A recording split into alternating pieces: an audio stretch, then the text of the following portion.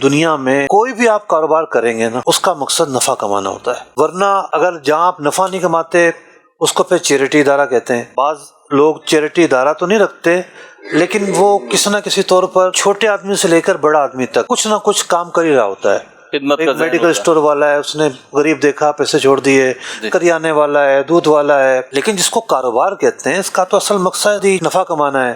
اللہ تعالیٰ نے کاروبار کو اپنا فضل قرار دیا ہے۔ قرآن پاک میں فرمایا گیا اذا نودی للصلاۃ من یوم الجمعۃ فاسعوا الی ذکر اللہ وذروا البیع، جب جمعے کی اذان ہو جائے تو کاروبار بند کر دو، جمعہ ادا کرو۔ جب نماز ادا کر لی جائے تو زمین میں پھیل جاؤ، اللہ کا فضل تلاش کرو، یعنی اب کاروبار کرو۔ کاروبار کو قرآن نے اللہ کا فضل کہا ہے، صرف اسی ایک موقع پہ نہیں، کئی مواقع پر اللہ کا فضل قرار دیا ہے، چونکہ نفع حاصل ہوتا ہے اس سے، اسی اعتبار سے فضل ہے۔ اس نفع سے بندہ اپنی ضروریات زندگی پوری کرتا ہے، اپنے کام چلاتا ہے۔ ایک تو اس کا یہ پہلو ہے کہ بھئی کاروبار میں نفع کمانا گناہ نہیں ہے۔ تو ایک کریانے والا رمضان میں مارکیٹ ریٹ پر چیز بیچتا ہے، اس کو آپ کسی بھی طرح برا نہیں کر سکتے، اس پر لازمی نہیں کہ وہ کم کرے گا۔ ایک ہے بلیک مارکیٹنگ یا مصنوعی بحران پیدا کرنا، جہاں مسلمانوں کو اذیت پہنچتی ہے تو وہ تو قابل مذمت چیزیں ہیں، نمبر ایک بات۔ نمبر دو بات یہ کہ ایسا نہیں ہے کہ جانوروں میں کوئی شارٹیج جان بوجھ کر پیدا کی جاتی ہے، بڑی اوپن منڈی ہے، ایک یا دو آدمی، 10-15 آدمی یا 20 آدمی، 50 آدمی شارٹیج پیدا کر سکتے ہیں اس مارکیٹ میں؟ نہیں کر سکتے، کیونکہ لائف سٹاک ہے اور ٹائم بڑا قیمتی ہے۔ یہ گندم تھوڑی ہے کہ پورا سال چلتی رہے گی، ٹائم پرائز کا فرق آ جائے گا۔ تو یہاں مونوپولی بنانا اتنا آسان نہیں ہے۔ سر جانور روکنا اس اعتبار سے بھی مشکل ہوتا ہے کہ دانتوں کا مسئلہ ہوتا ہے نا ہمارے یہاں، تو کراچی میں تو دو جتنے دانت بڑھتے جاتے ہیں تو وہ پھر اس کے بعد اس کو پالنا ایک خرچہ زیادہ، کوسٹ زیادہ۔ میں وہی عرض کر رہا ہوں کہ ایسا ہے نہیں کہ جی لوگوں نے جناب وہ مونوپولی بنا لی ہے یا مارکیٹ کو جان بوجھ کر کریش کر رہے ہیں، اٹھا رہے ہیں، توڑ رہے ہیں، ایسا ممکن نظر نہیں ہے۔ ہو نہیں سکتا۔ یہ جو کارٹل بنتا ہے نا، یہ کچھ جگہوں پہ بنتا ہے، جیسے یہ شوگر مل والے بنا لیتے ہیں، کیوں؟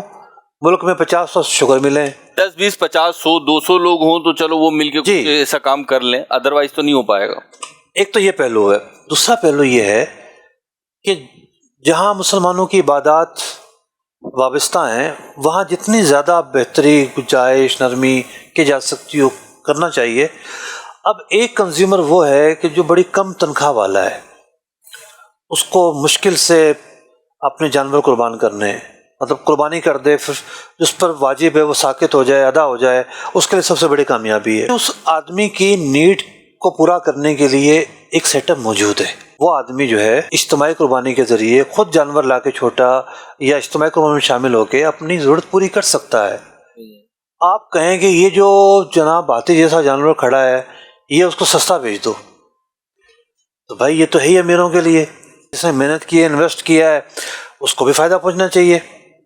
تو چیزوں کو ہمیشہ تقسیم کر کے دیکھا جاتا ہے۔ بعض لوگ نا ایک چیز کو اپنی نظر سے دیکھ رہے ہوتے ہیں۔ میں یہ کہتا ہوں مہروز بھائی کہ اگر میں نے مدرسے میں نہ پڑھا ہوتا نا، مطلب مدرسے میں پڑھ کے جہاں علم دین کا نور آیا، سب سے بڑھ کر تو اس کی عظمت اور دولت ہے، لیکن ایک ایڈوانٹیج مجھے یہ ملا، شروع کے دن تھے دعوت اسلامی کے تحت اور کوئی جامعہ تھی ہی نہیں، تو میرے ساتھ بلوچی بھی تھا، سندھی بھی تھا، سرائکی بھی تھا، ہندکو بھی تھا، کشمیری بھی تھا، پنجابی بھی تھا، مہاجر بھی تھا۔ ہر قوم کی ثقافت، ہر قوم کا طریقہ قریب سے دیکھا، وہاں کی باتیں، وہاں کا رسم و رواج، وہاں کی چیزیں۔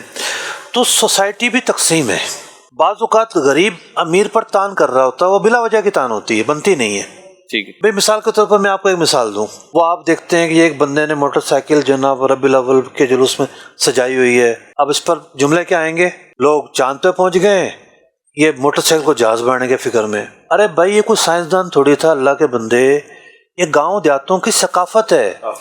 14 اگست کو بھی جب جلوس نکلتے ہیں تو گدا گاڑیاں سجائی جاتی ہیں، گھوڑا گاڑیاں سجائی جاتی ہیں، جس کے پاس جو ہوتا ہے سائیکل والا سائیکل کو سجاتا ہے۔ تو یہ اس علاقے کی ثقافت ہے۔ اس علاقے میں کھڑے ہو کے تو دیکھو یہ ہے کیا۔ آپ کھڑے ہو کے دیکھ رہے ہو لندن امریکہ میں، ہیں, مشینوں کی دنیا میں کھڑے ہو کر دیکھ رہے ہو, ہر آدمی کو جدا جدا نظر سے دیکھنا ضروری ہے. تو خلاصہ کلام یہ ہے کہ اگر کوئی مہنگا جانور بیچ رہا ہے تو وہ جانور بھی تو ویسا ہے. ٹھیک ہے, آپ کہو کہ جناب آپ کو ہر چیز کوڑی کے دام مل جائے, ایسا تو نہیں ہے نا. جب آپ فرنیچر خریدتے ہیں, جب آپ گاڑی خریدتے ہیں تو چیز دیکھ کے پیسے ڈالتے ہیں نا.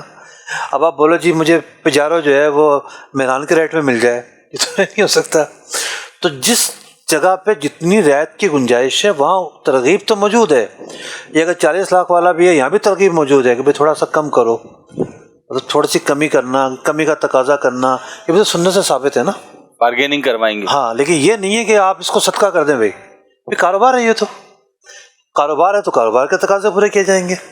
ٹھیک ہے. اللہ تعالیٰ نے منڈی کو آزاد رکھا ہے, ہر مارکیٹ اپنی قیمت خود بناتی ہے. مطلب پہلے تو علماء نے قیمتیں مقرر کرنے سے بھی منع کر دیا تھا. یہ حدیثوں میں ہے کہ منڈی اوپن ہے. پھر جب بعد میں دور ایسا آیا کہ جو احساس ہے اس پر زد پڑتی رہی اور لوگ بے حس ہونا شروع ہو گئے, پھر علماء نے حکمرانوں کو اختیار دیا کہ وہ چیزوں کے ریٹ مقرر کرنا چاہیں تو کر دیں. تو یہ وجہ ہے کہ ہمارے ہاں بہت ساری چیزوں کے ریٹ مقرر ہوتے ہیں. اکثر چیزیں آج بھی اوپن ہیں.